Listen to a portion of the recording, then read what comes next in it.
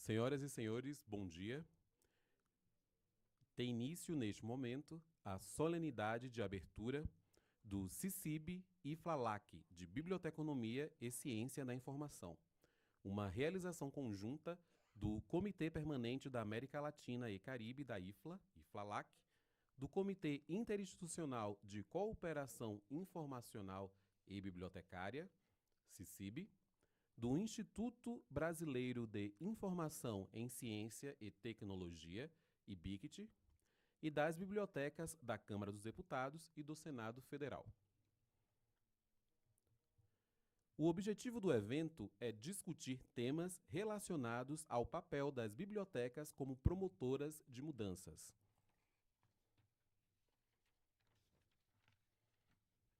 Gostaríamos de expressar nossos agradecimentos às instituições que apoiaram a realização deste evento: a Associação dos Bibliotecários do Distrito Federal, o Conselho Federal de Biblioteconomia, o Conselho Regional de Biblioteconomia Primeira Região, a Unesco, e aos patrocinadores EBSCO, ProQuest, Sindileges e Velex. Também gostaríamos de registrar a presença de Nayara Pittier, secretária de Documentação do Superior Tribunal Federal, Adriana Ferrari, presidente da FEBAB, Ana Maria Talavares, coordenadora da IFLALAC, e Marcela Rendeiros, da Embaixada, ministra conselheira da Embaixada de El Salvador.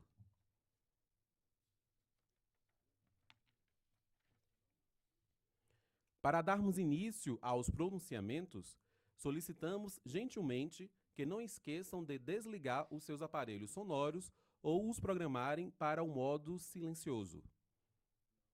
Informamos ainda que este seminário está sendo integralmente transmitido por meio do canal da TV Senado no YouTube. Convidamos para compor a mesa de abertura a doutora Cecília Leite Oliveira, diretora do IBICT e presidente do CICIB.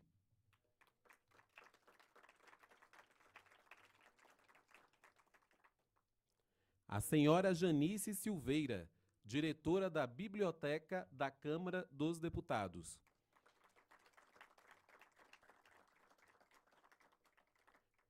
A senhora Mônica Riso, diretora da Biblioteca do Senado Federal.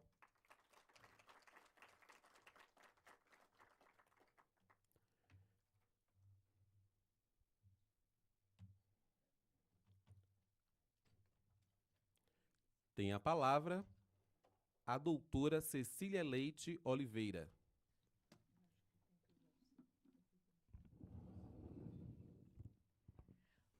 Bom dia a todos.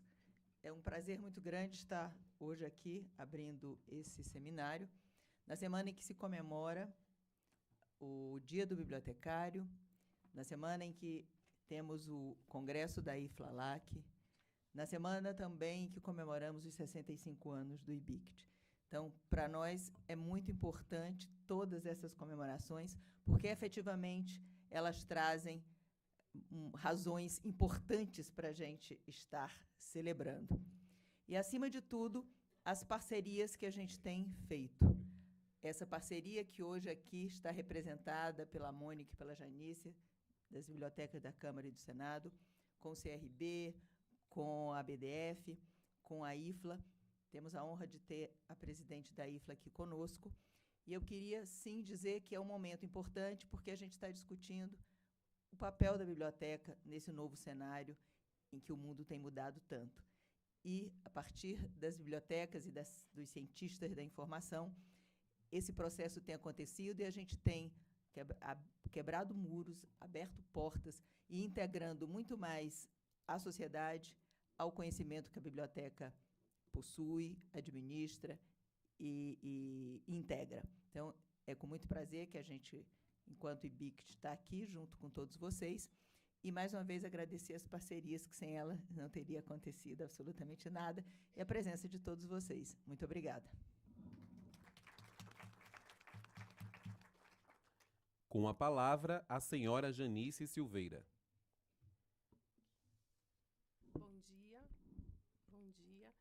Eu saúdo todos os presentes em nome da Biblioteca da Câmara dos Deputados e gostaria de cumprimentá-los na pessoa da Cecília e também na pessoa da Mônica, que aqui representam brilhantemente as instituições que conduzem. Eu agradeço em nome da Câmara dos Deputados a parceria dos diversos órgãos para que junto pudéssemos construir essa programação para homenagear você, bibliotecário e bibliotecária e profissional da informação. É uma honra para o Parlamento Brasileiro, em parceria com o Instituto Brasileiro de Ciência e Tecnologia, IBICT, e juntamente com o Senado, claro, sediar o encontro da IFLALAC 2019, a integração da biblioteconomia brasileira com seus pares na América Latina e Caribe, por meio da IFLALAC, o braço da IFLA para a nossa região é de suma importância, tendo em vista as semelhanças que a sociedade brasileira tem com as nações irmãs latinas e caribenhas. Eu gostaria também de saudar e parabenizar a IFLA, aqui representada na figura de sua presidente, a Glória Salmeron, por todo o esforço que a entidade tem empregado para alcançar as metas da Agenda 2030 da ONU em prol de um mundo mais inclusivo e sustentável. O acesso universal à leitura deve ser meta para todos os governos e organizações comprometidas com a igualdade e a justiça. E a IFLA, a partir de suas diretrizes, e políticas, tem sido valorosa no alcance desse objetivo. Eu desejo a todos um excelente seminário, que todos possam aproveitar o dia de hoje, o dia de amanhã também, assim como todos os workshops durante o mês do bibliotecário. E eu agradeço, então, a presença de todos vocês, certo?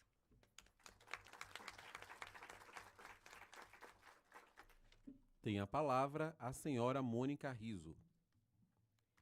Bom dia a todos e a todas. É para nós aqui do Senado Federal uma grande honra tê-los todos aqui conosco. Vou cumprimentar a todos da plateia, na figura da Glória Pérez Salmeron, presidente da IFLA, não é? A bibliotecária que representa mundialmente a nossa categoria de forma brilhante, não é? Sei que em agosto você passa o bastão para a nossa próxima presidente, mas foram 2 anos muito profícuos de grandes visitas, viagens, encontros, inclusive aqui no Brasil, tivemos a oportunidade de tê-la conosco diversas vezes, o que não é muito comum.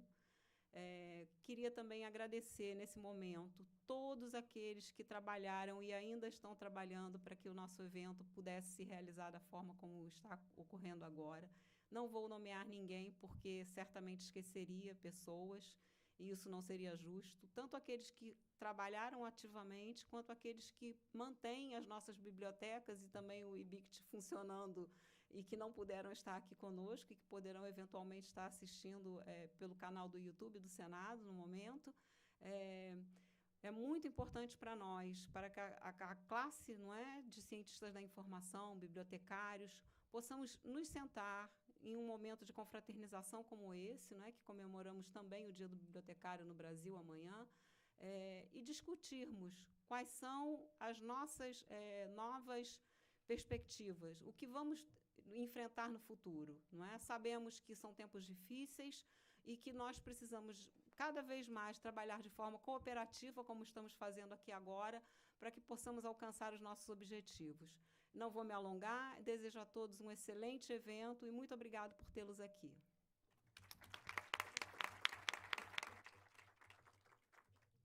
Nesse momento, desfaz-se a mesa de abertura. Convidamos as autoridades a tomarem lugar na primeira fileira do auditório.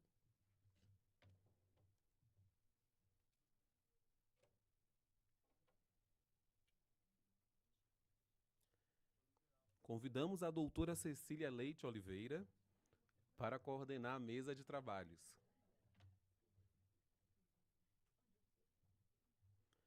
Convidamos o doutor Emir Suaiden para compor a mesa de trabalhos como moderador.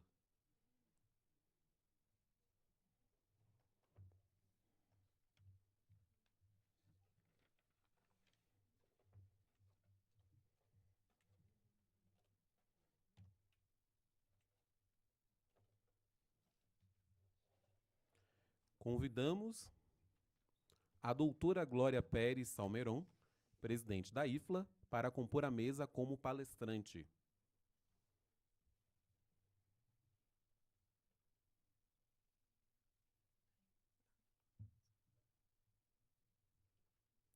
Convidamos o doutor Eugênio Bussi, professor e pesquisador da Universidade de São Paulo, para compor a mesa como palestrante.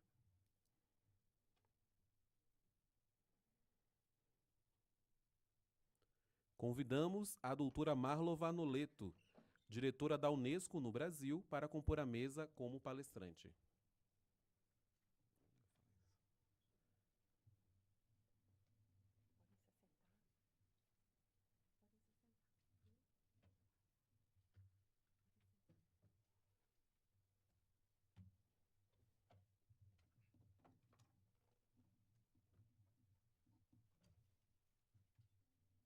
Pessoal, mais uma vez lembrando que o nosso seminário está sendo transmitido pelo canal da TV Senado no YouTube. Passamos a palavra à doutora Cecília Leite Oliveira para o início dos trabalhos e desejamos a todos e todas um ótimo debate.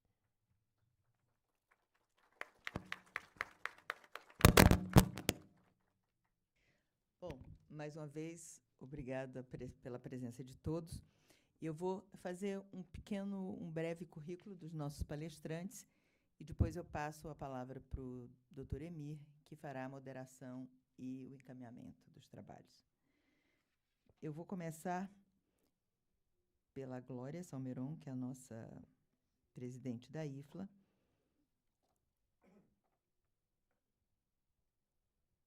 Bom, apesar de ser um currículo enorme, a gente tentou reduzir ao máximo, Glória.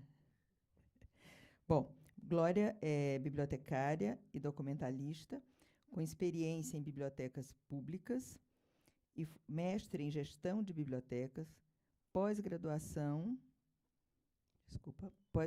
em administração eletrônica e sociedade da informação.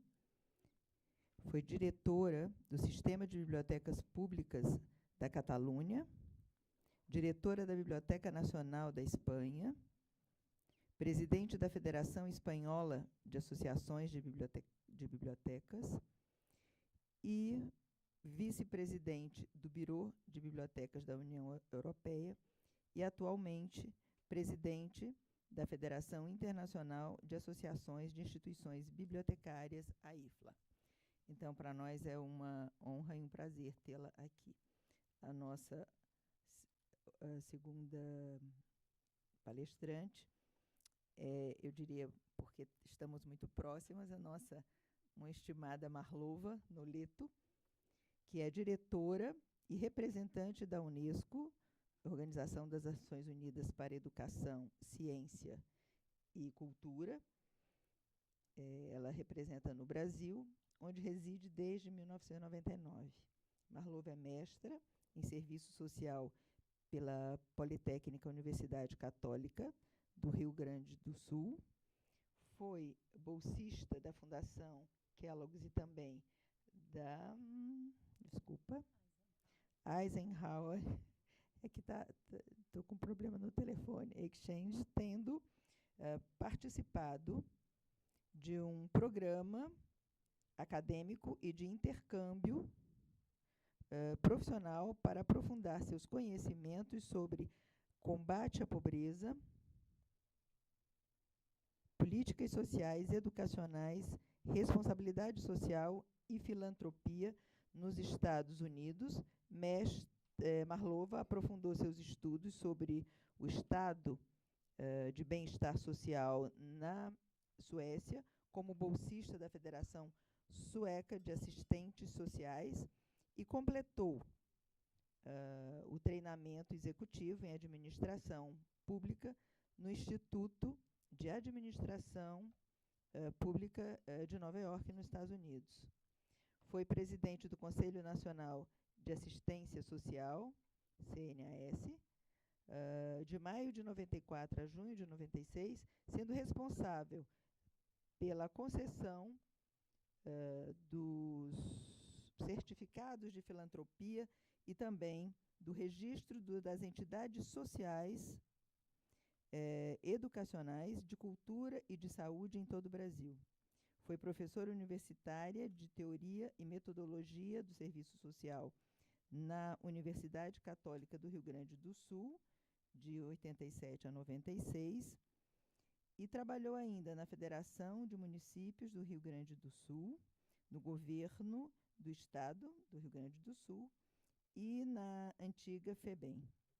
Em fevereiro de 97, Marlova ingressou nas Nações Unidas como oficial de Políticas Públicas e Direitos da Infância e Juventude do UNICEF, Fundo das Nações Unidas para a Infância, e hoje tem vários livros publicados nas áreas do terceiro setor, serviço social, municipalização e direitos humanos, além de vários artigos em revistas especializadas. E é a nossa representante da Unesco no Brasil. O nosso seguinte palestrante é Eugênio Butti, jornalista, graduado em Comunicação Social e em Direito pela Universidade de São Paulo, professor titular da ECA USP. É membro do Conselho do IDEA, Instituto de Estudos Avançados, da Unicamp. Foi superintendente de Comunicação Social da USP entre 2015 e 2018.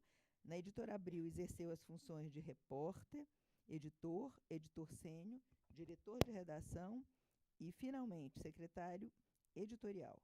Foi presidente da Rádio Obrais, de 2003 a 2007, é articulista quinzenal em o Estado de São Paulo e, em 2011, recebeu o prêmio Luiz Beltrão na categoria Liderança Emergente, concedido pela Intercom. Em 2012, recebeu o prêmio Excelência Jornalística na categoria Opinião da CIP, Sociedade Interamericana de Prensa. Recebeu o prêmio em 2013 na categoria Melhor Contribuição à Imprensa pela Revista de Jornalismo ESPM, da qual é integrante e secretário do Conselho Editorial. Em 2017, recebeu o prêmio Tese de Destaque na USP por ter orientado a melhor tese de 2016 na área de Ciências Sociais aplicadas. Também em 2017, foi a personalidade homenageada pelo Prêmio Especialista, conferido pela revista Negócios da Comunicação e pelo SECOM. Foi colunista das revistas Veja e Época e dos jornais Folha de São Paulo e Jornal do Brasil. Como consultor da Unesco, escreveu com Mark Schneret e Ana Maria Fiorini o paper Indicadores de Qualidade em Emissoras Públicas, publicado pela Unesco em português, espanhol, inglês e francês. É autor de vários livros e ensaios, entre eles O Estado de Narciso, a comunicação pública a serviço da vaidade particular, e A Forma Bruta dos Protestos, ambos pela Companhia das Letras. E assim nós temos o nosso Eugênio Butti conosco. Muito obrigada. Eu queria passar para o professor Emir, que vai dar início aos trabalhos.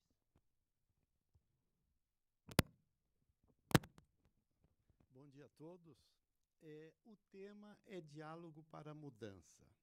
Isso é uma cobrança que vem atingindo muito as bibliotecas latino-americanas, né? Muitos usuários querem mudança, muitos profissionais não querem mudança. O que mudar? Para que mudar? Como mudar? Então, eu tenho a impressão que a Cecília escolheu a dedo essa mesa. Primeiro, que você tem a participação das instituições que representam a biblioteconomia. E depois, o Eugênio, que é realmente, eu diria que, além de ser um usuário, é um jornalista emérito de como ele vê essas probabilidades dessas mudanças. Nós vamos dar para cada palestrante 20 minutos. Pela ordem, né? A Glória é a primeira, a da Unesco é a segunda, Eugênio é a terceira, e depois vamos fazer os comentários adequados. Então, vamos começar com a Glória Salmeron.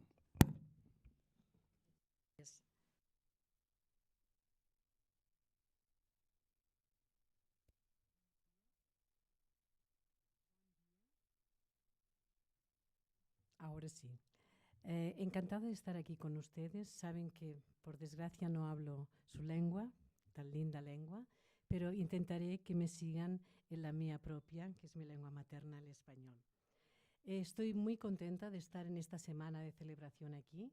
Tengo una presentación que me gustaría que me la pusieran, si es posible, para que vean un poquito cómo la IFLA está trabajando en los temas que tienen que ver con el cambio de las sociedades en esta época en que estamos trabajando constantemente con la agenda, con los objetivos de desarrollo sostenible, pero viendo cómo las bibliotecas realmente pueden ser motor de cambio. No sé si alguien me va a ayudar con la presentación. Si no, pues sigo. De momento.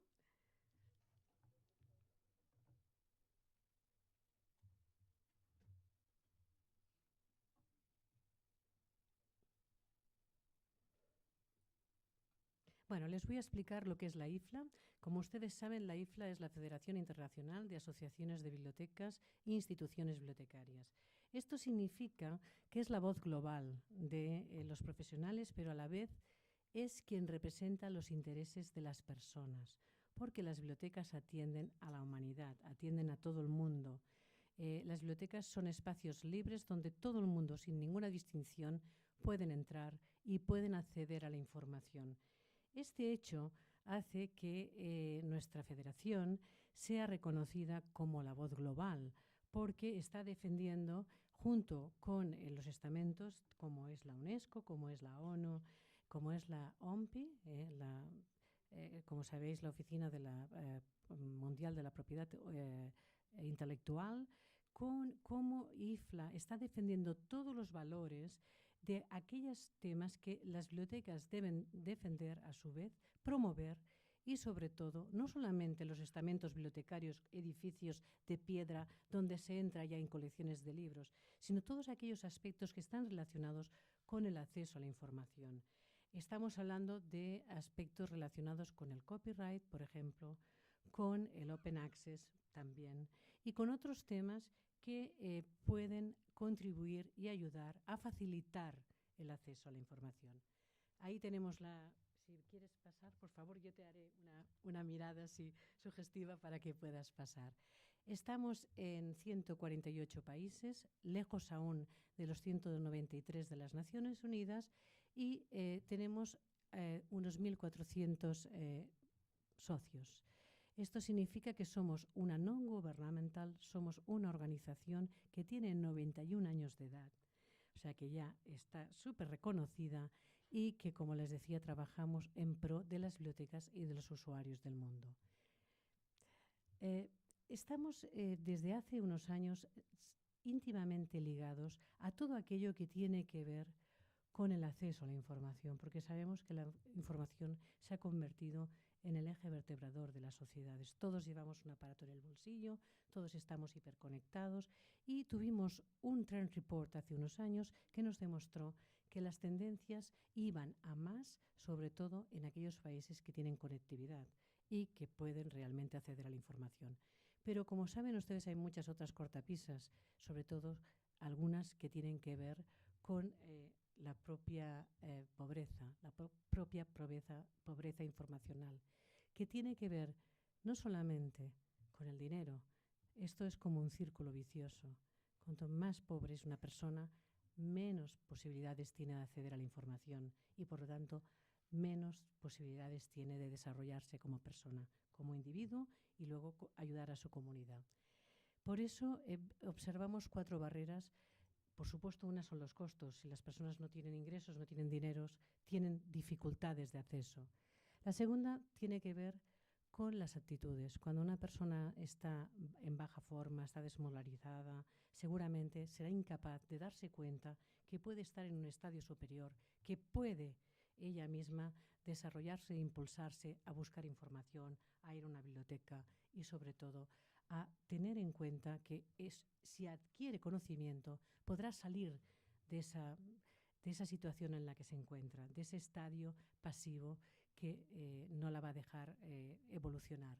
La otra tiene que ver, evidentemente, con las habilidades. Si una persona no sabe buscar información, no puede ir a las fuentes, seguramente también tendrá esas dificultades de acceso, porque no sabrá cómo utilizar esas fuentes.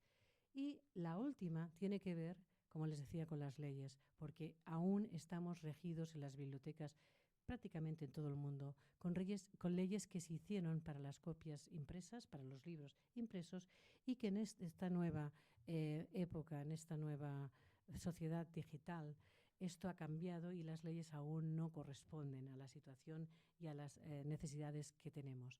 Por lo tanto, estas son las 4 barreras que la IFLA trabaja porque se da cuenta de que a más pobreza, dijéramos, normal, la que tienen las personas, más pobreza informacional es. Y así sucesivamente se entra en un círculo vicioso del que no se sale. IFLA pensó que esto podía cambiar y nosotros estamos trabajando desde hace un tiempo para eso y tuvimos la gran idea, desde nuestra perspectiva, de alinearlos no con los objetivos que siempre habíamos tenido en la IFLA, que era trabajar para el día a día de las bibliotecas, en los trabajos técnicos, en los estándares, en las pautas, en los papeles de posicionamiento, en las guías que hacemos para que el trabajo del día a día de las bibliotecas sea más fácil, sino que nos alineáramos además a los objetivos generales de la humanidad, que no son otros que los que nos canta la Agenda 2030 de las Naciones Unidas, los Objetivos de Desarrollo Sostenible. Era mucho más fácil para nosotros trabajar alineados con esos objetivos que quedarnos pensando qué vamos a hacer el día de mañana cuando, desde el punto de vista comercial, un Amazon o cualquier otra empresa comercial pueda realmente desplazarnos, porque como sabéis cada vez más abunda que tengamos la información en el bolsillo, pero quizás no sea ni la información pertinente ni la significativa, que es la que necesitamos para desarrollarnos, para nuestra investigación y sobre todo para crear conocimiento. Trabajamos con esa idea y sabemos perfectamente, esa es una constatación, no es que yo lo invente, que los Objetivos de Desarrollo Sostenible afirman que el acceso a la información es esencial para todos los aspectos del desarrollo, porque la diferencia de la agenda respecto a los objetivos del milenio es que realmente esa agenda es para todos los países del mundo. No estamos hablando de los países avanzados o los de en vía de desarrollo, estamos hablando de que esos objetivos están realmente pensados y orientados a que todas las personas de todos los países alcancemos. No en vano, el prólogo de la Agenda 2030 dice que quiere alcanzar en el 2030 la alfabetización universal. Para eso estamos las bibliotecas, para contribuir a eso, a que realmente pueda alcanzarse. Si puedes pasar la siguiente. Además, consideramos que los ODS son una oportunidad para explicar la importancia de las bibliotecas y solicitar ese apoyo. Es decir, las bibliotecas deben saber, los bibliotecarios debemos saber que nosotros somos ejes vertebradores del acceso a la información y, por lo tanto, debemos ser los activistas, los defensores y los promotores de ese acceso a la información en cada una de nuestras partes, desde la biblioteca más pequeña en una aldea hasta realmente una biblioteca académica que puede contribuir con su comunidad académica a crear conocimiento. Además, sabemos que el dinero no debe ser una barrera para acceder a la información y en eso nos hemos puesto el objetivo. El dinero no debe ser nunca una barrera, al revés. Creemos que las personas que no tienen dinero pueden contar con las bibliotecas porque las bibliotecas no les van a pedir nada a cambio. Son espacios neutros donde todo el mundo está bien recibido, sea como sea, rico, pobre. No les van a pedir absolutamente ningún papel, ninguna legalidad, nada para acceder a la biblioteca. Si quieres continuar. Por eso pensamos que el acceso a la información promueve la igualdad y combate la pobreza. También, además, sabemos que ayuda a la igualdad de géneros. Nosotros vivimos en un país que seguramente algún conato de desigualdad hemos observado. Yo vivo en España y también veo algunas veces algo que me hiere, pero somos privilegiados porque vivimos en zonas y en culturas del mundo que las mujeres tienen posibilidad de acceso a la información y a desarrollo profesional, pero no ocurre así en todo el mundo. La IFLA vela para que esto pueda ser mejor y de alguna manera se palien las distancias entre el género para promover la igualdad. Además, tenemos información y sabemos lo importante que puede ser desde las bibliotecas proporcionar aspectos que tengan que ver con el desarrollo de las comunidades agricultoras, cómo está cambiando el clima, cómo puede afectar a sus cultivos, cuándo pueden vender mejor su género. Estas cosas parecen una tontería, pero en según qué economías es básico para su desarrollo. Además, sabemos que la información mejora la salud. Si tienes información, puedes tomar la alimentación adecuada, puedes además tomarte la medicación adecuada, puedes contribuir a tu propio bienestar. Si no, seguramente no. Por lo tanto, la información también es clave. Y el papel único de las bibliotecas como espacios no comerciales, insisto, no comerciales, acogedores, con personal dedicado y la misión de dar acceso a todos es esencial. Y esto debemos decirlo por activa y por pasiva. Tenemos que cansarnos de decirlo porque hay muchas veces que nuestros gobernantes, entrantes, salientes, cambiantes, mutantes, como sabemos, a veces no entienden que las bibliotecas pueden ser una infraestructura que ya tienen creada, que si apuestan e invierten en ellas, pueden mejorar la vida de muchas de sus personas. A lo mejor no les interesa, pero nosotros debemos hacer lo posible para que se fijen y arreglen esta situación e inviertan en las bibliotecas. Porque, como les decía, las bibliotecas son una inversión. Por cada euro, en un estudio que FESAVIR realizó hace unos años, que se invierte en bibliotecas, el ROI, el retorno a la inversión, es de más de 3,80. O sea, que realmente vale la pena hacer esa inversión porque el retorno es sustancial. Además, la IFLA pensó que tenía que preparar un programa para contribuir y ayudar a los bibliotecarios del mundo a avanzar en esto, porque una cosa es pensar desde La Haya, donde nos sentamos los miembros de la Junta de Gobierno. Aquí tenemos a Sueli Mara Ferreira, que es miembro de nuestra Junta de Gobierno, una brasilera que les representa. Pues una cosa es verlo allí desde las sillas de la Junta de Gobierno de nuestra sede en la Biblioteca Nacional de Holanda, y otra cosa es pasearnos por el mundo y ver realmente qué necesidades tienen los bibliotecarios. Por lo tanto, IFLA empezó a trabajar un programa, el programa IAP, el International Advocacy Program, que es un programa de activismo, y lo hizo de una forma, con una metodología, yo diría, muy adecuada, porque en forma de cascada formó primero a unas cuantas personas que fueron formadores en las regiones y que estos a su vez formaron a sus países, a sus bibliotecarios, para ir, como les decía, en forma de cascada, creando una masa crítica que ayudara a sensibilizar a todos los bibliotecarios que pudiéramos en ver las bondades de trabajar por los ODS. Aquí tienen algunas fotos, algunos de ustedes están ahí, o sea que ya se pueden ver reflejados. Y la contribución fue esa, como les decía, empezar con un solo workshop, puedes pasar la siguiente, y acabar con 20.857 bibliotecarios trabajando activamente junto con 63.390 personas que se han unido a ese movimiento para conseguir esa sensibilización de bibliotecas y ODS. Además, tuvimos el placer de tener una reunión en Nueva York el año pasado, cuando finalizamos el programa, en la Public Library de Nueva York, donde pudimos congregar a 40 países. Los representantes bibliotecarios estaban allí, pero también estaban sus embajadores, los embajadores de 40 países, para ver realmente cómo habían evolucionado y cómo sus países habían puesto en sus iniciativas nacionales de desarrollo sostenible las bibliotecas como ejes vertebradores de ese desarrollo. Eso es muy importante, porque ahora ya en estos momentos sabemos que 10 países tienen esa iniciativa, contando con las bibliotecas, implícita en sus narrativas nacionales, pero muchos otros ya trabajan con las bibliotecas y seguramente en su revisión lo van a conseguir.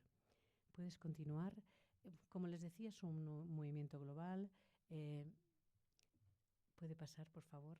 Y tenemos una web dedicada con todas las herramientas, las publicaciones y todas las guías que ustedes necesitan para realmente trabajar en ese activismo, en esa forma de convertirse ustedes en sus propios embajadores ante sus propios gobiernos, sean locales, sean nacionales, regionales o bien llegando a nosotros para que elevemos algo a nivel global. Además, como queremos hacer las cosas muy bien hechas, contamos con una nueva herramienta que es el Mapa Mundial de Bibliotecas, donde las asociaciones, en este caso la FEBAP, ILIPIT y alguna otra institución, nos ayudan a mantener los indicadores de cada uno de los países con las bibliotecas que tenemos, el número de staff, cuántos puestos de acceso a Internet tenemos, etcétera, porque cuando nos sentamos en el ECOSOC de las Naciones Unidas, seamos capaces de hablar con datos reales de cuál es el campo bibliotecario y cómo podemos aproximarnos realmente con números, no solamente con sentido común, sino realmente mostrando estadísticamente lo poderosos que somos, porque las bibliotecas, como les he dicho, tienen mucho poder porque estamos en todas partes y somos un espacio neutral. Además, acompañamos esos datos con unas historias que ayudan a entender cualitativamente de qué estamos hablando, porque no solamente los números son necesarios, sino también entender qué dicen esos números. Y ahí están una forma de explicar en forma de historieta, de storytelling, que saben que es una cosa muy común en las bibliotecas, cómo las bibliotecas ayudan y contribuyen al desarrollo no solamente con números y con indicadores, buscando targets, sino también con esas actividades y iniciativas que nos ilustran y que pueden ser modelo y buena práctica para otras bibliotecas. Como el caso de la Diputación de Barcelona, yo trabajo allí y les he puesto un caso local para que vean cómo bajamos, cómo hacemos ese decalaje de lo más global a lo más local. Esta es una red de bibliotecas de la provincia de Barcelona, donde nosotros trabajamos con los Objetivos de Desarrollo Sostenible. Tienen la publicación y podrán observar en esa web dedicada que también ahí están los modelos de las actividades que se llevan a cabo a nivel más bajo, a nivel local. Además, tenemos un póster que les recomiendo que se bajen y pongan en sus bibliotecas diciendo que esta biblioteca apoya a los ODS, esta biblioteca, esta institución, ustedes pueden cambiar porque se trata de realmente hacer una marea, un movimiento que sea una marea tan importante que nos englobe a todos. Les acompaño con los hashtags y les pido que cada bibliotecario sea un activista. Voy a dejar aquí mi presentación porque quiero que haya debate. Tenía, evidentemente, otras transparencias hablando de la visión global de la IFLA, porque esto lo ha unido la IFLA no solamente externamente, trabajando con las bibliotecas, sino se lo ha creído ella misma y está en plena transformación y ha iniciado un proceso de la visión global de las bibliotecas. Es un proceso que está llevándose a cabo ahora y que va a estar incluido en nuestra propia estrategia. Por lo tanto, el mes de agosto, cuando la IFLA se celebre, la conferencia se celebre en Atenas, vamos a lanzar la próxima estrategia de la IFLA, incorporando todas aquellas iniciativas e ideas que 33.000 bibliotecarios del mundo han podido contribuir a esta llamada de la visión global, porque, como saben, estamos convencidos que nuestra visión es nuestro futuro. Muchas gracias.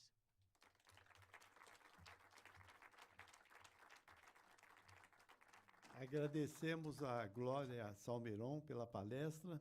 Vamos fazer uma pequena alteração na agenda. Passar agora a palavra para o Eugênio e, em seguida, para a Marlova. Eugênio.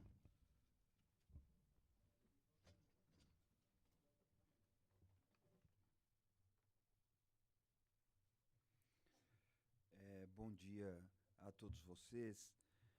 Eu quero agradecer ao convite, especialmente a Cecília, ao professor Emir, ao Ricardo, aos organizadores desse evento. Quero saudar a Glória, a Ana, a todos os integrantes da mesa.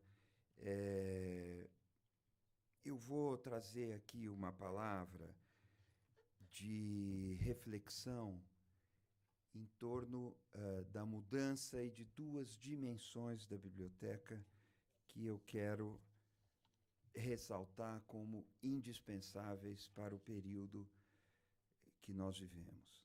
Para organizar a minha comunicação, eu fiz 5 perguntas para as quais eu vou tentar dar as respostas.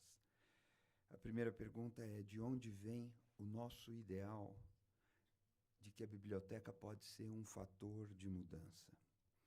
Eu diria que, se nós olharmos em perspectiva, nós veremos que a Revolução Francesa e a Revolução Americana constituem um Big Bang, de onde se irradiam princípios que colocaram a instituição da imprensa, o projeto da educação universal, a instituição da biblioteca e o acesso ao conhecimento de forma universal como bandeiras organizadoras da sociedade. Acreditou-se nesse momento que as luzes da razão se difundiriam por meio dos jornais, das escolas, dos livros e das bibliotecas. Eu lembro 2 figuras francesas, um jornalista, que é Mirabeau, e um bibliotecário, Malesherbes, que, embora fosse conservador, era muito sensibilizado pelas causas do iluminismo, e ambos viam na opinião pública o fator gerador da mudança e o fator capaz de revelar a verdade que levaria os povos e as pessoas a encontrar felicidade. Vejam que, nesse momento, se desenha a possibilidade de que livros, jornais, bibliotecas, escolas fomentem a mudança. Vem aí uma segunda pergunta, então. De onde vem o sentimento de que a potência transformadora da instituição da biblioteca se esvaziou? Para ser um gerador das mudanças sociais, a ideia de da biblioteca iluminista reunia 2 atributos aparentemente discrepantes ou contraditórios, mas que são 2 atributos complementares. O primeiro atributo é a capacidade da biblioteca de propiciar ao seu visitante as condições do recolhimento necessário para o pensamento, para a produção intelectual, para a leitura. A biblioteca seria o local perfeito para o isolamento criativo. E esse local é o ideal para o princípio que estava escrito no oráculo de Delfos: conhece-te a ti mesmo. Sem o silêncio, não há possibilidade disso. Mas a segunda dimensão, ou o segundo atributo essencial da instituição da biblioteca iluminista, é ser um local de encontro. Só a biblioteca, agora vista não como um local de leitura apenas, mas como um centro de cultura, um centro voltado para fora, só a biblioteca pode promover encontro. E aí nós estamos falando de encontro com o diferente. Encontro com aquele que eu não conheço e que eu não reconheço como um espelho de mim. A biblioteca como um local de encontro com ideias que não são as minhas, com pessoas que não são o meu reflexo narcísico.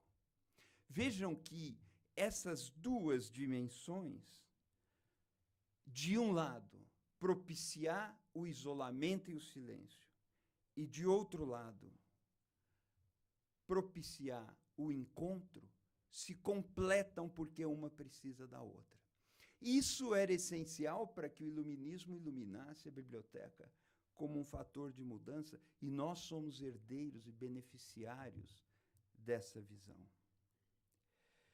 Mas hoje nós sentimos um esvaziamento do potencial transformador das bibliotecas. Talvez isso não seja sentido nas bibliotecas que de fato existem, que estão instaladas aí, que produzem o que produzem, que fazem o que fazem com tanto brilho, mas há um esvaziamento no abstrato, eu quero dizer, um esvaziamento do conceito da biblioteca transformadora. Se nas revoluções iluministas o papel transformador das letras, dos livros e da instituição da biblioteca se afirmava como autoevidente, agora esse mesmo papel transformador se dissolve, dando lugar a um travo de impotência. Por que isso acontece? Em parte, essa sensação se origina do triunfo da técnica sobre o pensamento. Um triunfo que nos legou o fetiche das tecnologias digitais. O senso comum dos nossos dias, prestem atenção, acredita que a biblioteca física se tornou supérflua e que agora todos os catálogos de todas as bibliotecas, toda a indexação cabe dentro de um smartphone. Claro que as tecnologias digitais realizam prodígios dos quais todos nos orgulhamos e nos beneficiamos. Mas o fetiche da tecnologia anda dando lugar a uma inversão. A desvalorização da utilidade da biblioteca como um centro de cultura físico e, para usar o palavrão da moda, como um centro presencial, talvez apareça entre nós como um efeito adverso do fetiche das tecnologias. Prestemos atenção, porque esse fetiche da tecnologia, que faz a instalação física da biblioteca assumir o aspecto de um dispositivo supérfluo, vem ocasionando o embrutecimento da política, é a mesma coisa, e vem ocasionando o descrédito da própria democracia. É aí, precisamente, aí que o Google se projeta como o bibliotecário monopolista da civilização. Uma civilização que dá de ombros para o recolhimento da inteligência criadora e para o encontro entre imaginações diferentes. Visto desse ângulo, o cenário efetivamente preocupa. Algoritmos que estão a serviço ou do poder ou do capital governam o fluxo de dados. É daí que brota a sensação de que o potencial transformador da biblioteca se esvaziou, pois não haveria como a ação humana se sobrepor à ordem dos algoritmos. Terceira pergunta: como e por que o triunfo da técnica nos legou à desumanização da política? O triunfo da técnica nos legou à desumanização da política. Não vai aqui nenhuma nota contra a tecnologia de forma alguma, mas a esse aspecto, o triunfo da técnica contribui para desumanizar a política. Dizem que vivemos tempos de pós-verdade e de fake news. Embora as duas expressões sejam bastante problemáticas, terrivelmente, elas sinalizam um diagnóstico válido. Façamos uma breve recapitulação. A expressão pós-verdade foi cunhada por um blogueiro, David Roberts, em 2010, e ele queria designar uma cultura em que a política se desconecta das políticas públicas. Em que sentido? As políticas públicas emergem de acordos mais amplos do que o universo abrangido pelo governo, ou pelos governos, com o propósito de resolver problemas materiais, problemas perceptíveis, captados pela razão e solucionados por métodos elaborados pela razão. Portanto, quando a política se desconecta do universo das políticas públicas, quando a política se torna um teatro espetacular, desconectado da solução racional dos problemas cotidianos, nós temos um abismo que separa o fato, o registro factual, do discurso político. Ora, é aí que começa a ficar pertinente falar-se em pós-verdade. É aí que a expressão pós-verdade ganha a projeção que ganhou, a ponto de virar a palavra do ano do dicionário Oxford em 2016, e depois a palavra desinformação se torna palavra do ano também de outro dicionário.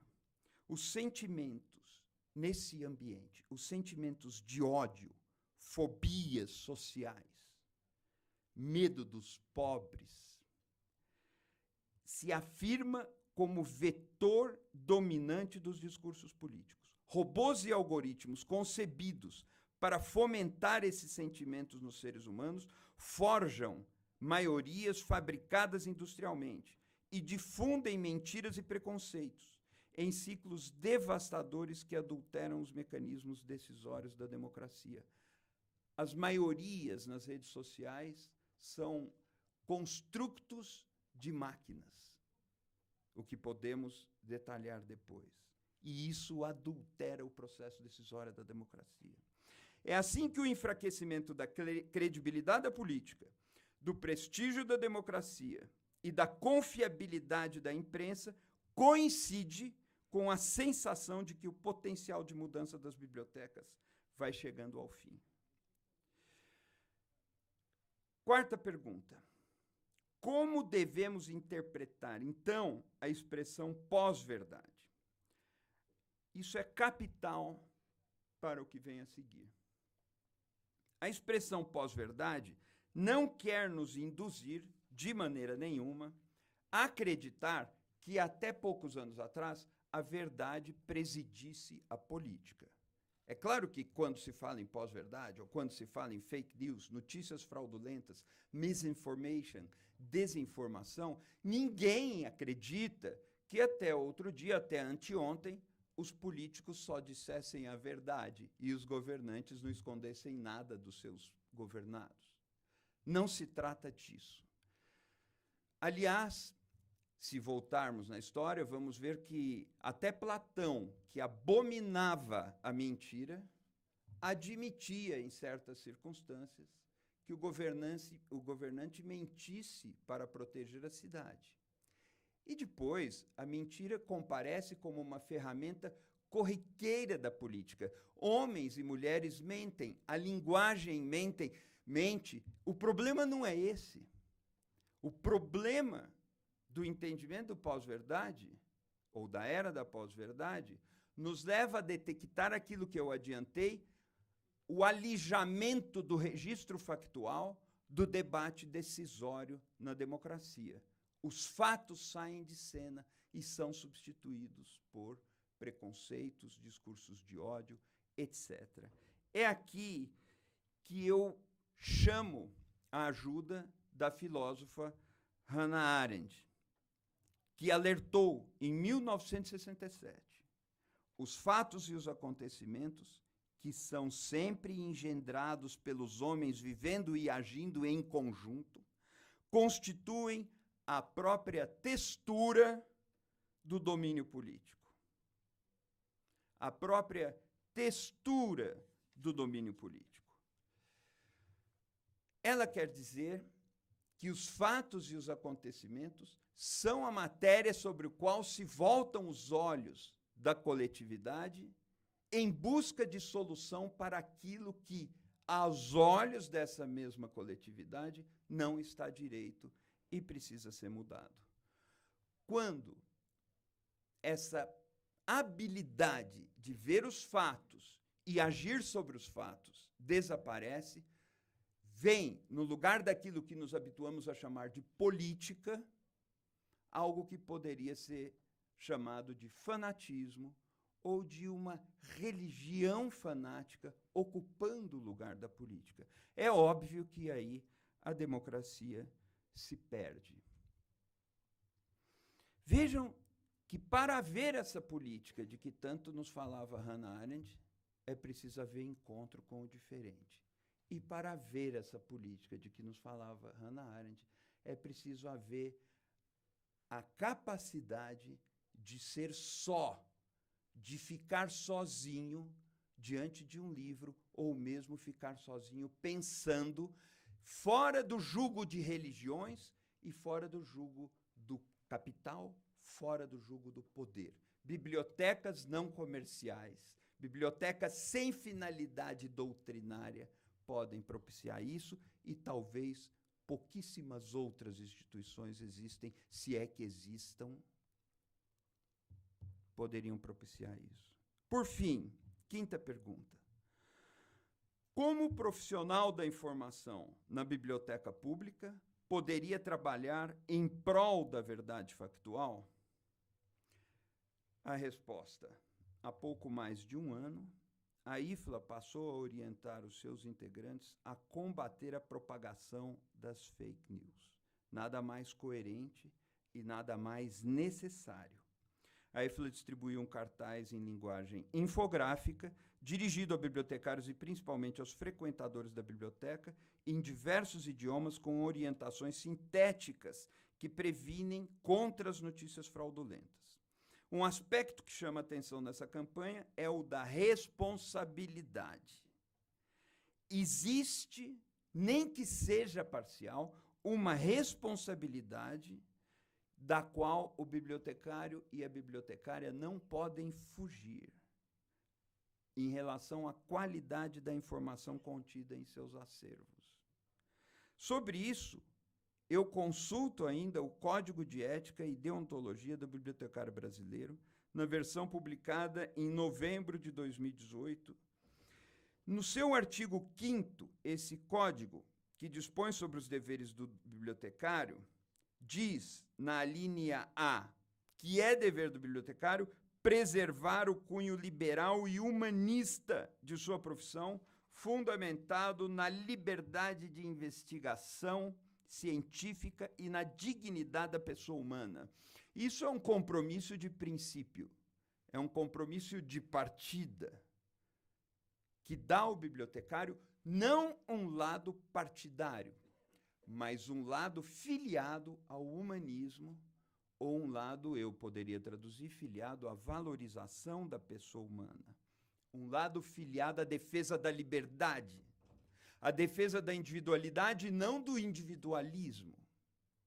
A defesa do encontro da associação e não das multidões que oprimem a individualidade. O conjunto normativo desse código, aliás, se estrutura a partir do entendimento de que a profissão é de natureza sociocultural, uma vez que incide em uma face na sociedade e em outra face incide na cultura. O artigo 4º é bastante claro. O objeto do trabalho do bibliotecário é a informação, artefato cultural aqui conceituado como conhecimento estruturado, sob as formas escrita, oral, gestual, audiovisual e digital, por meio da articulação de linguagens natural ou artificial. É com isso em mente que podemos, então, propor uma síntese, que vai aqui. E eu finalizo com isso.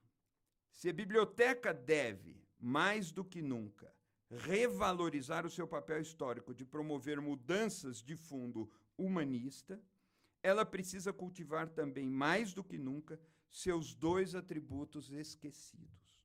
De um lado, deve dedicar-se mais a propiciar recolhimento individual e a concentração contemplativa. A contemplação, ou estado contemplativo, é o terceiro e melhor dos 3 tipos de felicidade que Aristóteles lista no seu Ética Nicômaco e em outros escritos éticos. Mas, de outro lado, a biblioteca deve também fortalecer a sua natureza de local de encontro político, no melhor sentido da palavra política. Há 2 dimensões humanas que as tiranias do fetiche tecnológico querem banir do nosso horizonte.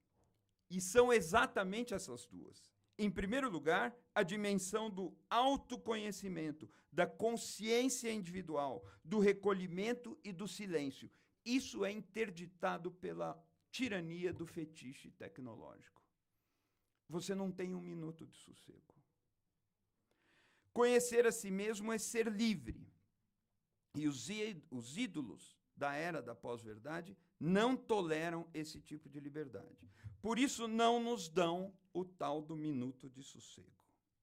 Em segundo lugar, a ordem dos fetiches tecnológicos não tolera que as pessoas encontrem a si mesmas e se associem para agir politicamente de forma também livre. Aliás, não se surpreendam se, ao analisarem as características desta era da pós-verdade e seus fetiches tecnológicos todos, vocês encontrarem dentro dela elementos nítidos do fascismo. Em certo sentido, é disso mesmo que se trata. E eu não vou detalhar isso agora. Não deixa de ser fascinante, para encerrar, constatar que, para combater esses dois interditos, o interdito que veta o autoconhecimento e o interdito que proíbe o encontro político entre os diferentes, é fascinante constatar que, para combater esses dois interditos, poucas instituições podem ser tão essenciais como as bibliotecas públicas. Muito obrigado.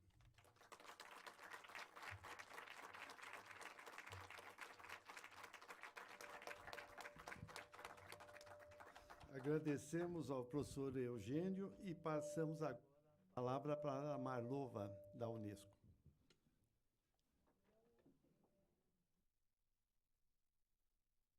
Queria começar parabenizando a nossa querida Cecília Leite, do IBICT, pela organização do encontro, junto com o Senado e a Câmara, as diretoras das bibliotecas.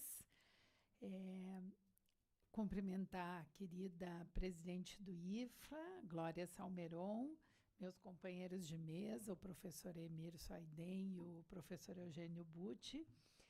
Dizer que depois da aula que o Eugênio nos deu aqui, eu, na verdade, tenho vontade de entrar numa conversa bem diferente do que eu preparei e dialogar com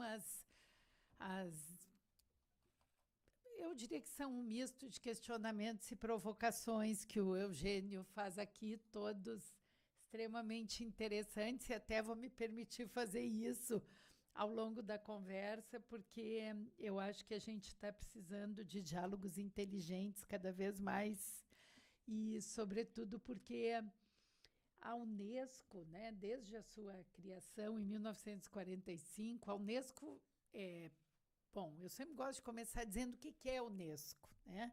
Porque nem todo mundo sabe o que essa sigla significa. Então, a Unesco é a Organização das Nações Unidas para a Educação, as Ciências e a Cultura. Compreendidas nas ciências, não só as ciências naturais, as ciências duras, a ciência, tecnologia, mas também as ciências humanas e sociais, a área que me levou para a Unesco e que eu tive o prazer e a alegria de coordenar por muitos anos, compreendidas aí a filosofia, que o Eugênio nos lembra, né, com várias provocações, o papel que a filosofia teve e tem no mundo, e espero que continuará tendo, de nos ajudar a entender o que fica para trás, mas, sobretudo, o avenir, né, o que vem. E, então, as ciências humanas e sociais, onde nós incluímos, dentro das ciências humanas e sociais, no trabalho da Unesco aqui no Brasil, a nossa área de desenvolvimento social, que é uma área bastante grande, que responde a um dos objetivos de desenvolvimento sustentável mais importantes, na minha opinião, que é o combate à pobreza e às desigualdades, porque eu acho que a Glória também nos lembrou aqui essa relação direta e fundamental que existe entre a pobreza e a dificuldade do acesso à informação, né? E a gente não pode esquecer disso quando fala do acesso universal à informação e ao conhecimento. temos também no nosso mandato a cultura e a comunicação e a informação. Então, a Unesco, nós costumamos dizer, ela foi fundada junto, né, praticamente com a própria ONU, que substituiu a Liga das Nações no pós-guerra. E eu sempre gosto de lembrar em que momento se criou as Nações Unidas. Era um mundo destroçado e um mundo ainda profundamente impactado por uma sociedade que flertava de forma escancarada com a barbárie. E mais do que flertava, tinha levado a barbárie às suas últimas consequências, com o Holocausto, com a forma como a Segunda Guerra deixou o mundo, né, após o seu final. E a criação da Unesco se situou nessa tentativa também, não só pela criação da ONU, mas pela criação de uma das suas primeiras agências especializadas, de dar respostas.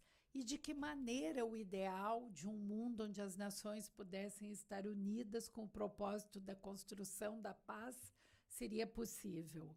Então, nós costumamos dizer que a Unesco tem muitos objetivos, mas uma única missão.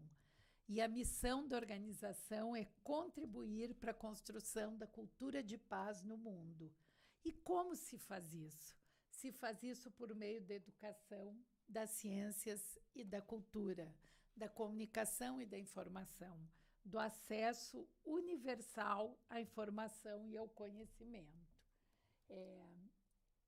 Eu gosto de contar um pouco a história da criação da Unesco, porque eu acho que desde a criação da nossa organização existe um compromisso em promover o livre fluxo do conhecimento e do acesso universal à informação e ao conhecimento, né?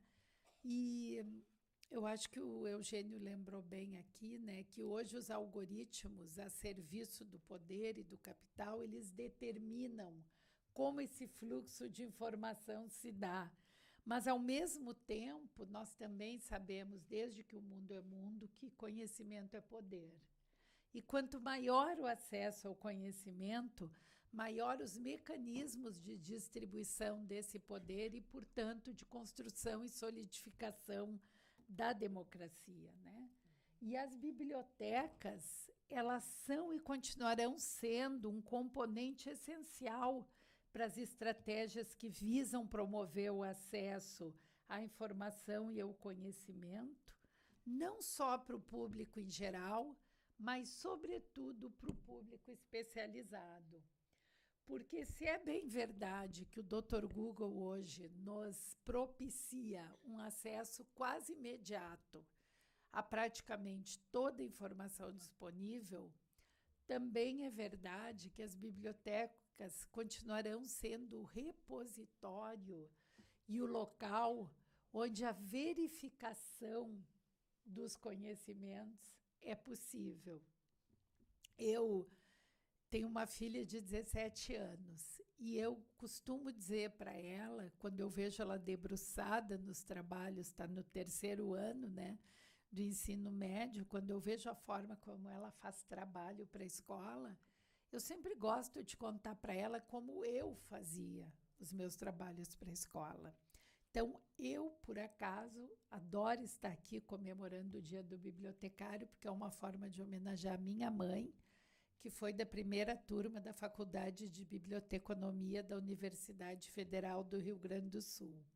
Então, filha de uma bibliotecária, nem sei se a Cecília sabia disso, acho que eu nunca te contei, eu cresci num ambiente onde biblioteca foi e sempre será um lugar sagrado, né? Na casa do meu pai, infelizmente já perdi minha mãe, nós temos uma sala que é chamada de biblioteca, né? E a Laura, minha filha, achou isso muito engraçado. Ela diz, o escritório do vovô. Eu digo, não, é a biblioteca, não é o escritório do vovô. Porque nós aprendemos um profundo amor pelos livros e aquilo que eles significam, né? Que é o acesso a um tipo de conhecimento que, de algum modo, foi forjado antes de nós, porque o conhecimento ele também tem uma dimensão ontológica e histórica na sua produção, que nos desafia a pensar o contexto em que ele foi produzido, né? Porque eu sempre acredito que a produção do conhecimento passa por 4 polos. E aí eu quero dialogar muito com o que o Eugênio disse. Para mim foi um enorme privilégio te ouvir. Eu acho que é um aprendizado e, ao mesmo tempo, um questionamento para os tempos que nós estamos vivendo. Porque eu, que dei aula durante muito tempo de teoria e metodologia do serviço social, eu aprendi, ensinei para os meus alunos o tempo que estive na universidade, que o conhecimento ele depende de 4 polos. Um polo epistemológico, evidentemente, onde a gente olha para a produção do conhecimento, um polo teórico, onde a gente se retroalimenta daquilo que foi produzido antes, um polo, sem dúvida, axiológico, e que tem a ver com a intencionalidade ética daquilo que se faz, se produz e que significa o que é o conhecimento, que, na minha opinião, Eugênio, hoje a gente precisa resgatar, dialogar e falar sobre essa dimensão, porque o mundo, de fato, está nos deixando inquietos com a forma como se produz e se propaga o conhecimento, né? E um polo morfológico, que tem a ver com a dimensão da forma e do que se faz com a dimensão metodológica, né? do conhecimento que nós queremos produzir.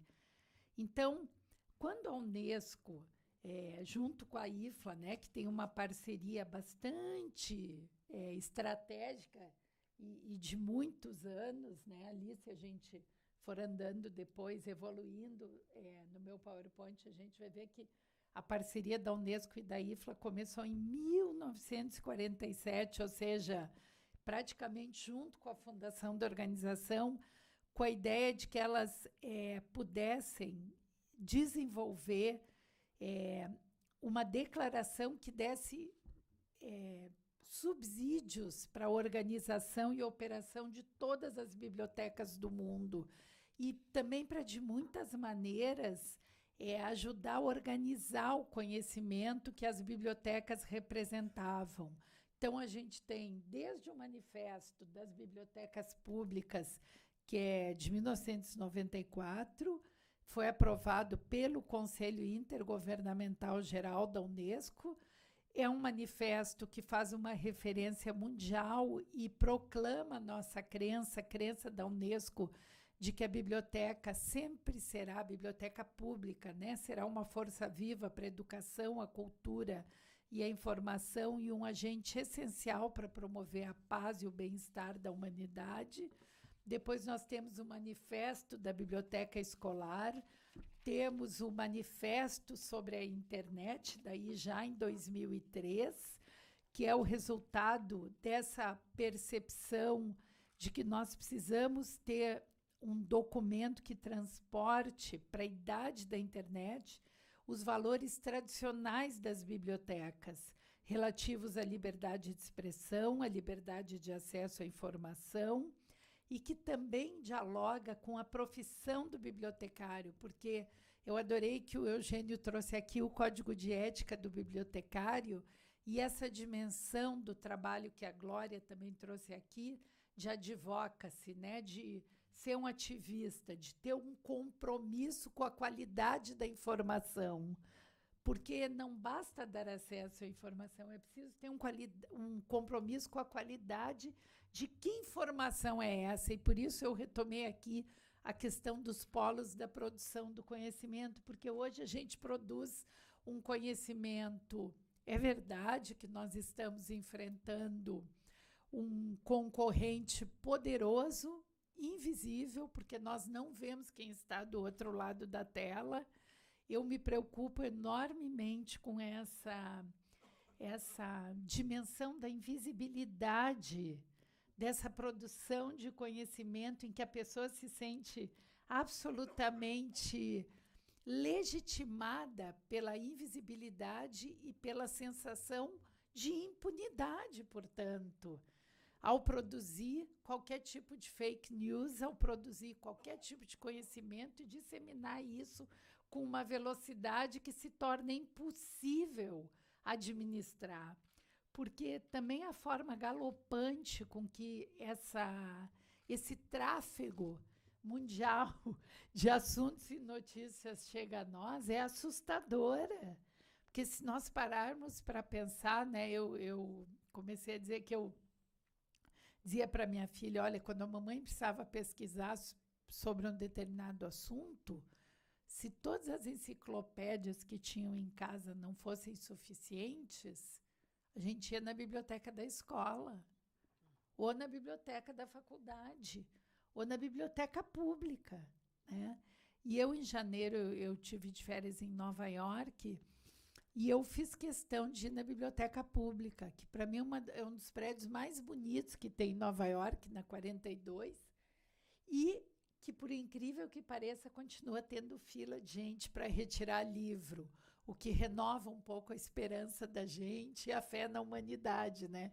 Que é outra das dimensões que tu traz aqui, que conversa muito comigo e com o que eu penso todos os dias, que é olhar para a dimensão da humanidade e para a grande família humana como ainda responsável por, de alguma maneira, ajudar a reequilibrar o pêndulo da história. Porque nós sabemos que o movimento é pendular, né? A democracia ela é posta em xeque ciclicamente, né? Mas, ao mesmo tempo, nós também sabemos que essa mesma sociedade que flerta e já flertou e já permitiu grandes barbáries, né?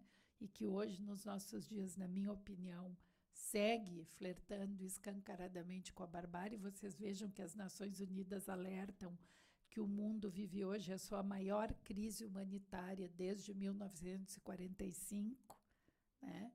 E, às vezes, as pessoas se perguntam, como assim? Por quê?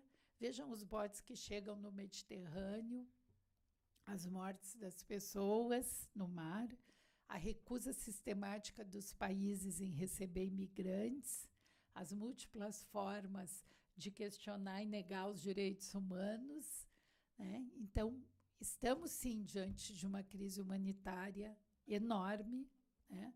As ameaças da fome, da escravidão, da tortura, do trabalho escravo, das meninas que não podem estudar. A Glória falou aqui, eu olho para essa mesa, né, que tem, curiosamente, uma maioria de mulheres, ainda bem, em março, né, é bom que seja assim. A gente sabe que igualdade e equidade de gênero ainda é um grande desafio e que nós, se tivéssemos nascido na Arábia Saudita, certamente aqui nessa mesa não estaríamos, né? Talvez não tivéssemos, por exemplo, em Burkina Faso, 2% das meninas podem ir para a escola. A Boliberre, a Kombu Boliberre, que, para quem não sabe, é relatora das Nações Unidas para o Direito à Educação, é de Burkina Faso e é de uma etnia em que apenas 1% das meninas vão para a escola. E eu acho maravilhoso que seja ela a relatora do direito à educação, porque é uma menina que desafiou toda a lógica do lugar onde nasceu. Não só foi para a escola, como foi para a universidade, fez um mestrado, um doutorado, e hoje é a relatora da ONU do direito à educação. Mas, então, olhando para uma sociedade que flerta com a barbárie, que segue, né, diante da maior crise humanitária que já viveu, é muito importante que a gente se pergunte sobre o papel do acesso à informação e ao conhecimento e o papel das bibliotecas nisso, né? E aí eu acho que essa lembrança do ativismo do bibliotecário no controle da qualidade da informação, a lembrança do código de ética do bibliotecário, com a dimensão de que é preciso controlar e vigiar, né, a qualidade do conhecimento que se produz e, sobretudo, do conhecimento que está disponível. A Unesco, dentro do seu programa de comunicação e informação, tem uma linha que trabalha com alfabetização midiática, né, e informacional. E nós vemos o quanto isso é vital e como cada vez mais temos um papel também de provocar isso, porque nós sabemos que muitas vezes os próprios professores reproduzem inadvertidamente as informações falsas, as fake news, e hoje existe uma espécie de ausência de um vazio mesmo, um vácuo no controle da qualidade do conhecimento que é produzido. Olhando para as 5 perguntas do Eugênio, né, eu fico me perguntando, a Unesco hoje ela vem fazendo um novo investimento, um investimento grande na área da inteligência artificial. E acho que vem aliando isso a uma dimensão da questão ética que se coloca quando nós falamos de inteligência artificial. Porque nós também vemos os países membros da Unesco disputar esse protagonismo de muitas maneiras, né? Então, que países se colocam na frente desse debate? Por que se colocam à frente desse debate? De que maneira o debate da inteligência artificial pauta o que virá no mundo, né? De que maneira ele dialoga, por exemplo, com a questão das bibliotecas? Que isso é outra pergunta que eu acho que nos cabe fazer.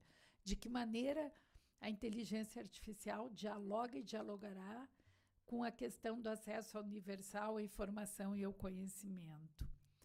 Uma das, eu diria talvez, bom, eu sou muito apaixonada pelo meu trabalho e pelo que eu faço, né? E acho que sempre que eu falo, procuro deixar isso claro. E uma das, talvez, das maiores vantagens de se trabalhar na Unesco é poder acompanhar e estar participando de muitas maneiras da vanguarda do conhecimento que é produzido em muitas áreas, né?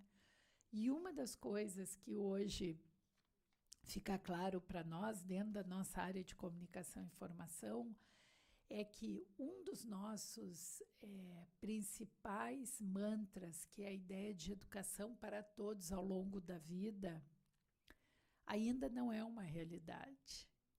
Assim como o acesso universal à informação e ao conhecimento também não é uma realidade.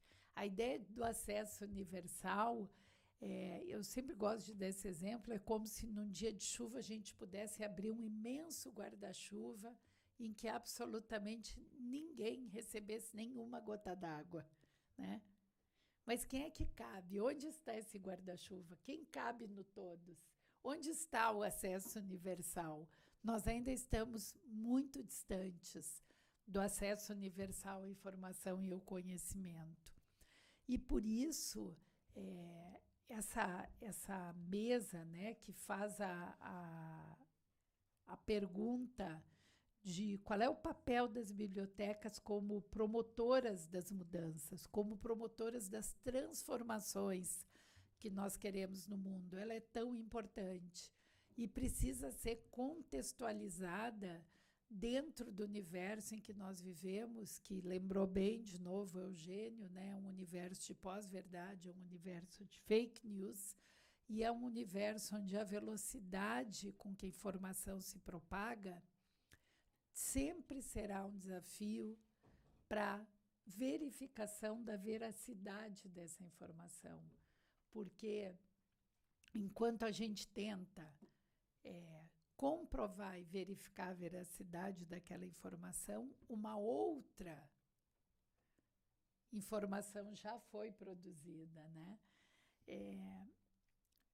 Quando o Eugênio cita aqui, né, a Hannah Arendt e a maneira que ela via a importância dos fatos e dos acontecimentos, né, a gente vê que hoje nós somos reféns de um mundo onde nem sempre os fatos e os acontecimentos são o que nos informam realmente, mas muitas vezes o que chega até nós já é a versão do fato, é a versão do acontecimento, né? Então, eu me perdi completamente no tempo. Não sei se eu já... alguém controlou o tempo, mas eu queria concluir dizendo que momentos como esse são um grande privilégio para nós da Unesco, porque nos permitem colocar aquilo que o nosso mandato tem de melhor a serviço do diálogo que promove, sim, né, as condições para que a humanidade avance e avance gerando igualdade de acesso e igualdade de oportunidades. É isso que os Objetivos de Desenvolvimento Sustentável provocam e querem ver no mundo, né? Quando nós, a Assembleia Geral das Nações Unidas, com os países que propuseram e aprovaram os Objetivos de Desenvolvimento Sustentável, que são a nossa agenda até 2030, são os conhecidos como ODS, que substituíram os Objetivos do Milênio, quando os países votaram por essa agenda, porque hoje muitas pessoas dizem, essa agenda não é nossa, ou essa agenda não é do Brasil, ou essa agenda, na verdade, é uma agenda votada e aprovada pelos 193 países que compõem as Nações Unidas, né? Todos que lá estavam votaram e se comprometeram com uma agenda em que até 2030 ninguém seja deixado para trás. Esse é o principal sentido dessa agenda, né? De não deixar ninguém de fora, não deixar ninguém para trás. E por isso as bibliotecas, no seu papel fundamental de promover o acesso ao conhecimento, elas são transversais aos ODS.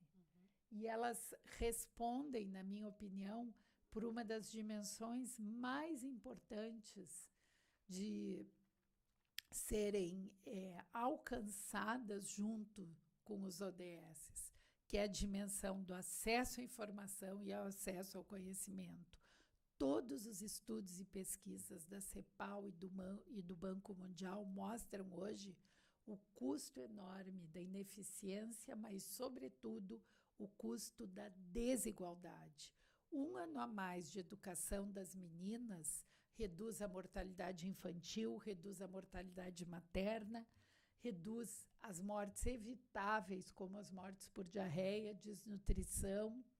1 ano a mais de educação das meninas conduz a uma família com menos pobreza, com o rompimento do ciclo transgeracional de transmissão da pobreza, e nós estamos falando de 1 ano a mais de educação.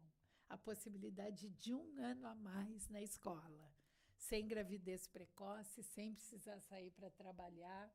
Então, eu concluo dizendo, gente, que, na minha opinião, as bibliotecas continuarão, sim, a ter um papel fundamental na transmissão do conhecimento, no acesso universal à informação e, sobretudo, na construção desse mundo onde ninguém mesmo fique deixado para trás. Obrigada.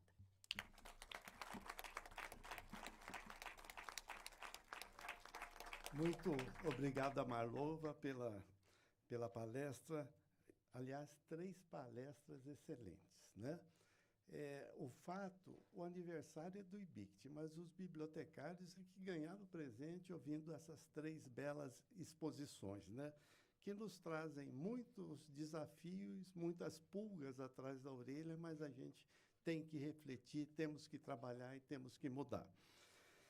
Palestras importantes que situam o bibliotecário no atual momento da biblioteca e da sociedade da informação. As palestras sugerem uma nova tomada de decisão, pois ainda não sabemos qual será o futuro da nossa profissão. Não diria que o atual momento se trata do admirável mundo novo do Huxley, mas um mundo de muitas contradições, de muita competitividade, onde periodicamente paradigmas são excluídos e outros são criados. Profissões são extintas, né?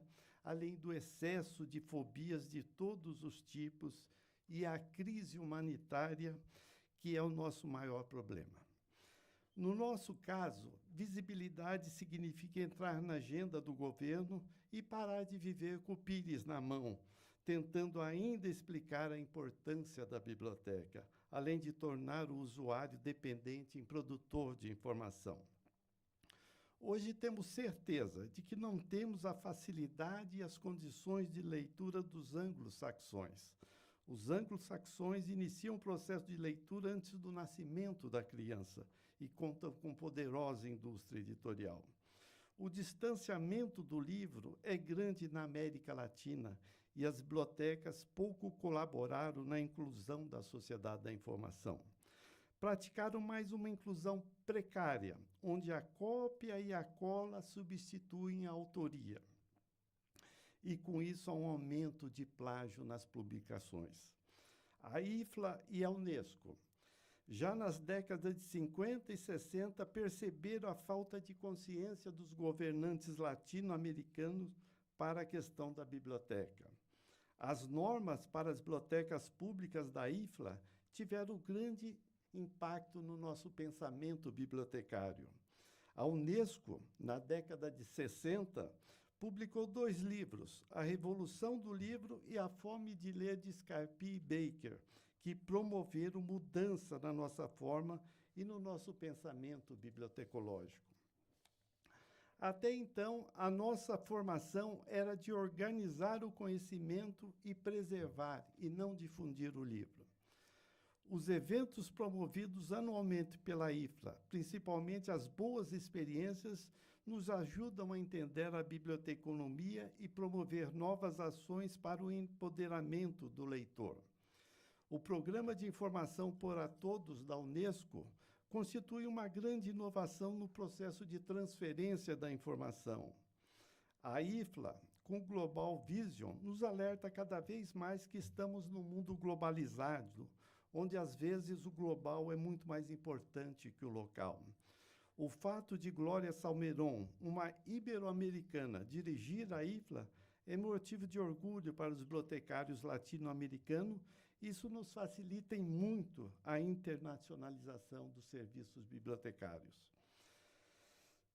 A mensagem da Unesco, quer dizer, a mensagem do que a Marlova pretendia dizer. Eu tive acesso antes. E não foi bem o que ela explicou aqui, mas foram 2 grandes aulas. Eu te agradeço muito. Mas a mensagem inicial, ela fala de 2 pontos vitais. Uma são as pessoas que transformam a sociedade e não as tecnologias. Essa informação fecha com parte da palestra do Eugênio. A segunda, da Marlova, é empoderar. Homens e mulheres requer não só o acesso à informação, mas a habilidade para transformá-la em conhecimento.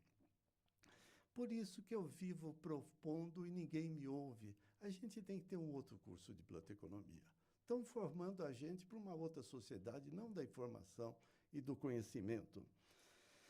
São 2 fortes mensagens para repensar o pensamento bibliotecológico.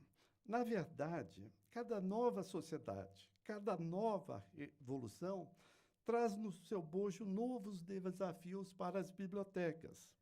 Gutenberg inventou a prensa móvel, que foi vital para a dinamização das publicações. No entanto, logo após essa notável descoberta, surgiram as perguntas sobre a situação dos iletrados, dos analfabetos, dos desnutridos de fome e cultura. A revolução tecnológica, apesar dos imensos benefícios, trouxe o grande problema da inclusão digital, ou brecha digital, como a Glória fala. Aos poucos, a sociedade da informação demonstra também que é uma sociedade feudal, onde os donos do poder são os donos dos meios de comunicação. As novas palavras inseridas recentemente nos dicionários também trazem novos desafios, como o da pós-verdade tão bem descrita pelo Eugênio. No ano passado, o Real Dicionário da Língua Espanhola incluiu a palavra aporofobia, que quer dizer o rechaço ao pobre. Muitas bibliotecas ainda rechaçam o pobre. E isso não pode continuar, porque biblioteca deve ser sempre um símbolo para acabar com as desigualdades. Num tempo de muita migração devido às crises políticas e econômicas, a biblioteca deve ter um olhar carinhoso para as comunidades marginalizadas. Se queremos que a biblioteca seja um símbolo na luta contra a desigualdade, esse é um importante passo. 3 anos atrás, os bibliotecários do Chile me pediram para falar com o secretário da Cultura e pedir que ele autorizasse a entrada dos haitianos indocumentados na biblioteca pública. Há alguns anos não imaginávamos o poder do fake news e da pós-verdade. Agora eles estão diante de nós, se manifestando cada vez mais nos acervos bibliotecários. Muitos livros nas áreas de história e bibliografia não são o retrato fiel da verdade factual. A biblioteca, que desde a antiguidade era vista como um monumento da verdade, passa a ser contestada. Gandhi já afirmava no início do século passado que a verdade é Deus. O que sabemos nos acervos bibliotecários sobre a Guerra do Paraguai? Saímos como heróis ou como vilões?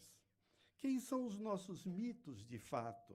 Como poderemos empoderar o usuário se não sabemos aonde está a verdade? Tudo isso ocorre também pela velocidade do aumento da desinformação, da manipulação e dos interesses políticos e ideológicos. Somente no ano passado, na Europa, foram publicados 4 livros sobre teorias da desinformação. Nesse clima, como podemos fazer para assumir a responsabilidade pelas informações fornecidas? A responsabilidade social do bibliotecário aponta para um modelo bibliotecário que proporcione mais visibilidade institucional, onde a biblioteca seja um lugar de leitura, encontro, pensamento e que tenha as condições de gerar entre usuários e principalmente não usuários uma inclusão informacional produtiva voltada para a geração de emprego e renda, como fazem algumas bibliotecas da Europa. Os indicadores apontam que a cada ano 250 mil pessoas encontram trabalho na Europa graças ao trabalho das bibliotecas públicas. E que cada $5 australianos utilizados na rede de bibliotecas públicas representam uma grande economia nos hospitais.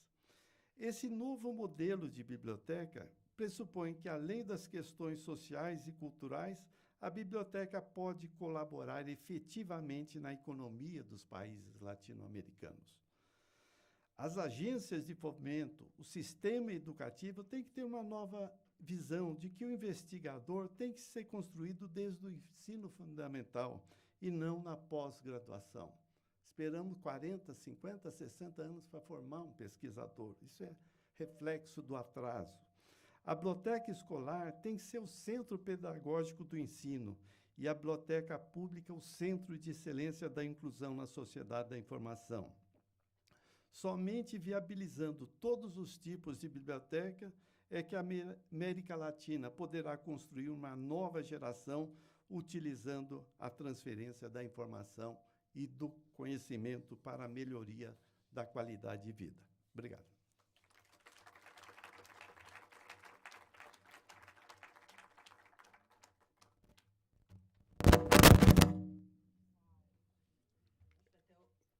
O microfone ficou impactado com a mesa.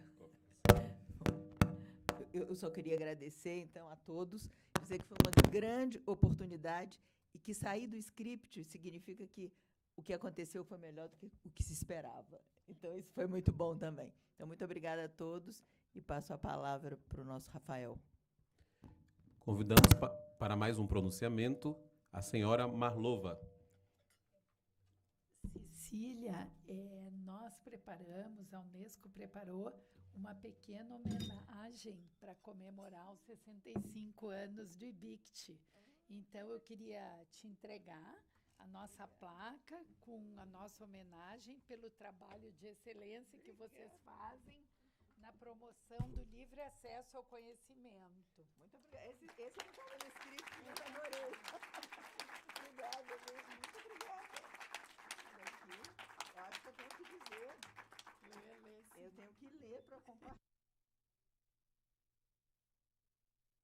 Não, agora foi. Bom, homenagem aos 65 anos do IBICT. A Organização das Nações Unidas para a Educação, a Ciência e a Cultura, a Unesco, celebra os 65 anos do Instituto Brasileiro de Informação em Ciência e Tecnologia, IBICT, e seu trabalho de excelência na promoção do livre acesso ao conhecimento por meio da organização, do armazenamento e da divulgação da informação científica e tecnológica. 27 de fevereiro de 2019, que foi o dia em que o IBICT foi criado. Muito obrigada!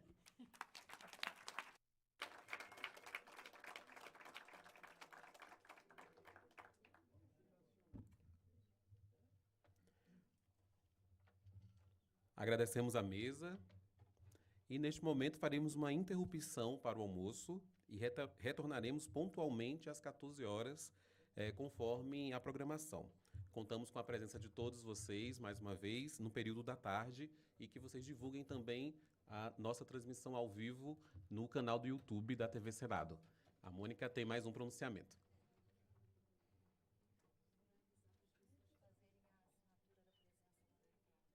Ah, sim. E quem, porventura, tenha esquecido de registrar a presença, por favor, faça agora ali na saída, tá certo? Algumas pessoas não fizeram.